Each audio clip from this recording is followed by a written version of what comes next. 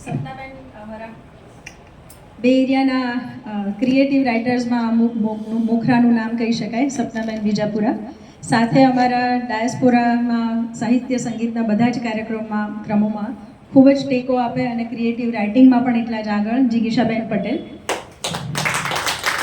એમણે કબીર મારો કબીરો કરીને ખૂબ સુંદર કબીરના ફિલોસોફી ઉપર આખું પુસ્તક કર્યું છે. અને પ્લીઝ જિગીશાબેન. અને સાથે સપનાબેનની વાલી સખી અને મારી પણ વાલી સખી દર્શનાબેન વારિયા નાડકર્ણી ખૂબ જ સુંદર અછાંદસ લખે છે, લેખ લખે છે અને આત્મકથાનું નિરૂપણ પણ એમનું ખૂબ સુંદર છે. આપણું આંગણુંમાં બંનેની રચનાઓ, ત્રણેયની રચનાઓ આવેલી છે. તો આજે ખૂબ આનંદ થાય છે કે કેલિફોર્નિયામાં સ્થિત અમારું આ જે સ્નેહ સંબંધવાળું ખૂબ સુંદર સાહિત્યનું વર્તુળ છે એ આજે અહીંયા આવ્યું. અને અનુલભાઈ આપનું યસ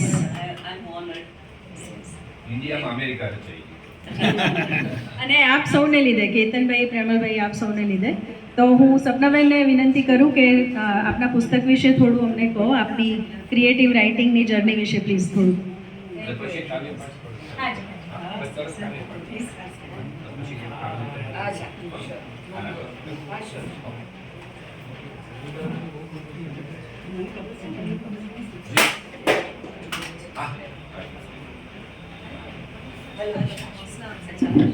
હેલો, સંભળાય છે?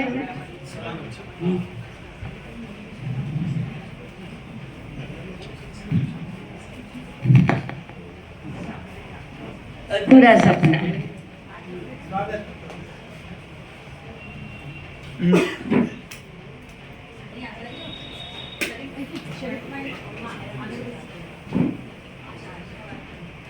સપના પૂરા થાય કે નહીં તો પણ સૌએ સપના જોવા જોઈએ,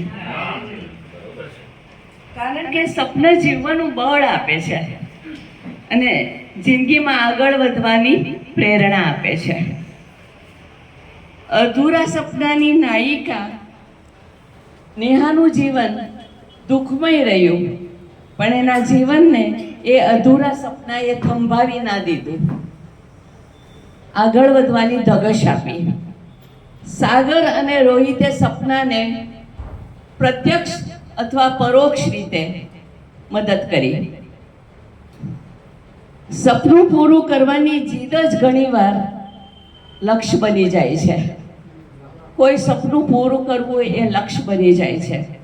શ્રી અબ્દુલ કલામ આઝાદે કહ્યું છે કે સપને વો નહીં હોતે, સપને वो नहीं होते जो नींदों में देखे जाते हैं, सपने वो होते हैं जिसे पूरे किए बगैर नींद नहीं आती.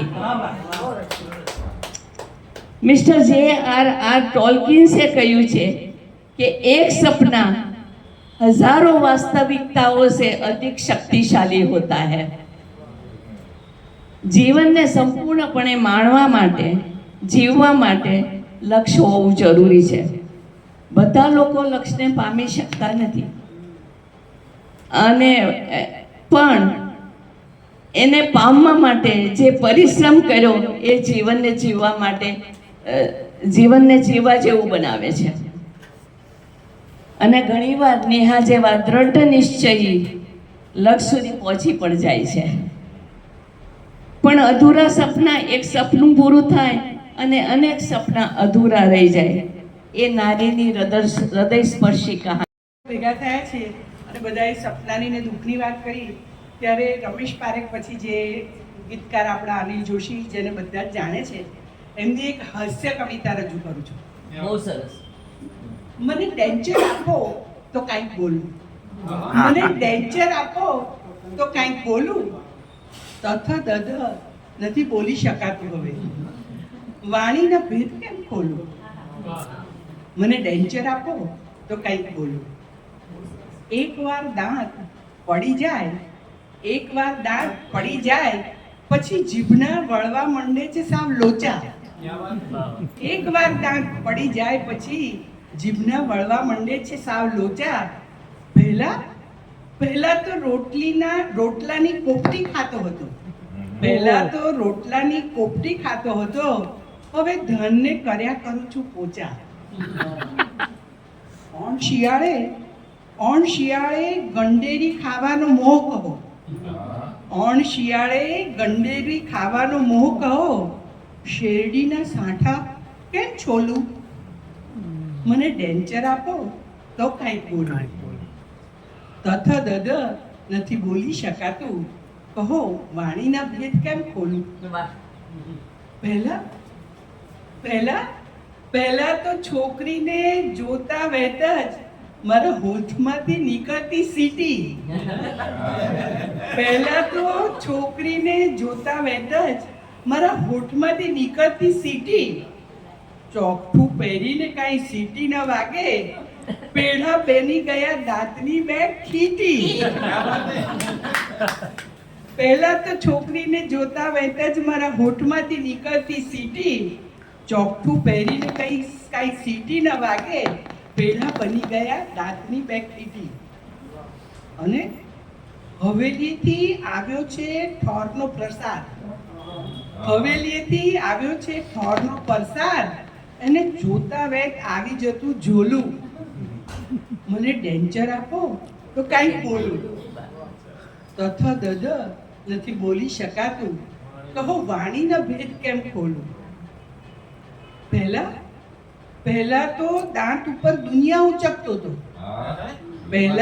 પહેલા તો દાંત ઉપર દુનિયા ઉચકતો હતો. હવે સ્ટ્રેચરમાં ઉચકે મને લોકો. પહેલા તો દાંત ઉપર દુનિયા ઉચકતો હતો, હવે સ્ટ્રેચરમાં ઉચકે મને લોકો. જીવતર આંખોએ બહુ ભાષણ ઠોક્યા. જીવતર આંખોએ બહુ ભાષણ ઠોક્યા, હવે શ્રોતા બનવાનો આવ્યો મોકો.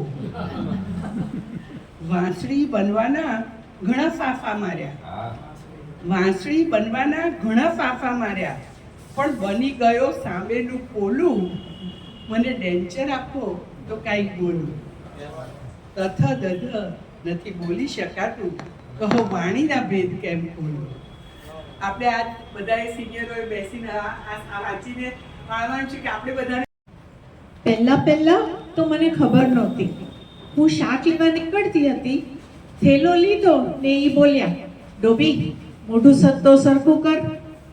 મેં થોડો પાવડર લગાવ્યો, ગોગલ્સ ચડાવ્યા ને નીકળી. ક્યારેક મૂડ હોય તો મને કહે, કાલે રવિવાર છે, નવું પિક્ચર આવ્યું છે, મારે જોવું છે, જમીને તૈયાર થઈ જજે ને મેકઅપ સરખો કરજે. એમ તો બાએ બિચારાએ મને સમજાવી, હું કરું સોડી.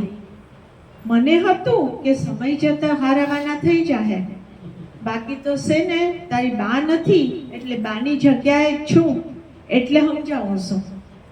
આપણે સ્ત્રીઓને તો ઉપરવાળો જે રોટલો નાખે તેમાં પાડ માનવાનો, ને સેવટે તો ધણી છે તો બધુંય છે, એટલે ધણીને ક્યારેય નીચો નહીં દેખાડવાનો. ઢાંકવું પડે તો ઢાંકવાનો. હવે મને કેવું નથી પડતું.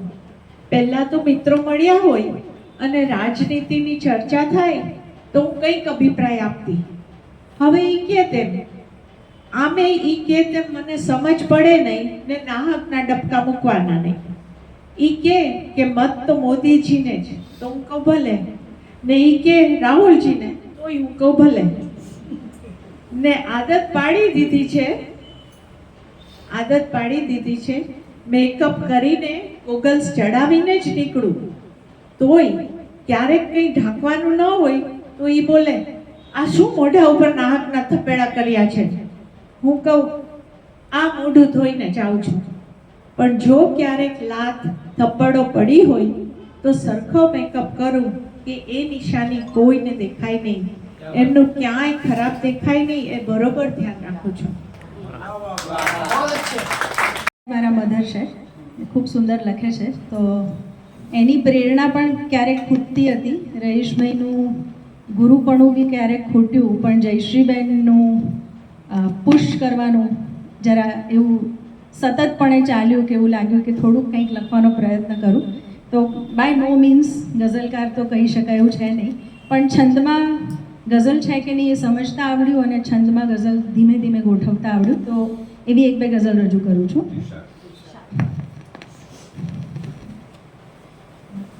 મંડળું રહે ઉદાસ હવે કેટલો વખત, મંડળું રહે ઉદાસ હવે કેટલો વખત, દુઃખમાં કરે નિવાસ હવે કેટલો વખત, કિરદારમાં છું છેક મરણ આવે ત્યાં સુધી, કિરદારમાં છું છેક મરણ આવે ત્યાં સુધી, ભાડાનો આ લિબાસ હવે કેટલો વખત, આ બાગની વસંત ઘડી બે ઘડીની છે, આ બાગની વસંત ઘડી બે ઘડીની છે, ફૂલોની આ સુવાસ હવે કેટલો વખત, સામે રહે ને આમ નજર મેળવે ન તું, સામે રહે ને આમ નજર મેળવે ન તું, સહેવો આ મીઠો ત્રાસ હવે કેટલો વખત, વંચાય છાપે કે પ્રગતિ રોજ થાય છે. અહીંયા અમદાવાદ આવીને આ શેર વધારે લાગુ પડે છે. વંચાય છાપે કે પ્રગતિ રોજ થાય છે, ઉત્કળ બધો વિકાસ હવે કેટલો વખત, પૂનમ પછી અમાસ, પૂનમ પછી અમાસમાં મારે લટાર એ, પૂનમ પછી અમાસમાં મારે લટાર એ, ઉછીનો લે ઉજાસ હવે કેટલો વખત. અને લખશું ગઝલ તો છંદ અને શેરિયત સહિત, લખશું ગઝલ તો છંદ અને શેરિયત સહિત, મેળવ્યા કરીશું પ્રાસ હવે કેટલો વખત. છું એટલે પણ મારા સેન્ટ જોસેફના બોમ્બેના કોલેજ કાળ દરમિયાન એક લખાઈ ગયું હતું અને એ યાદ આવી ગયું એટલે મને એમ થયું કહું. ન માનો मगर हकीकत है, तुम न मानो मगर हकीकत है, इश्क इंसान की जरूरत है, तुम न मानो मगर हकीकत है, डर गया था मैं तेरे प्यार की गहराई में, डर गया था मैं तेरे प्यार की गहराई में, इश्क को ही मेरी जरूरत है, तुम न मानो मगर हकीकत है, उसकी महफिल में बैठ कर देखो, उसकी महफिल में बैठ कर देखो, जिंदगी कितनी खूबसूरत है, तुम न मानो मगर हकीकत है.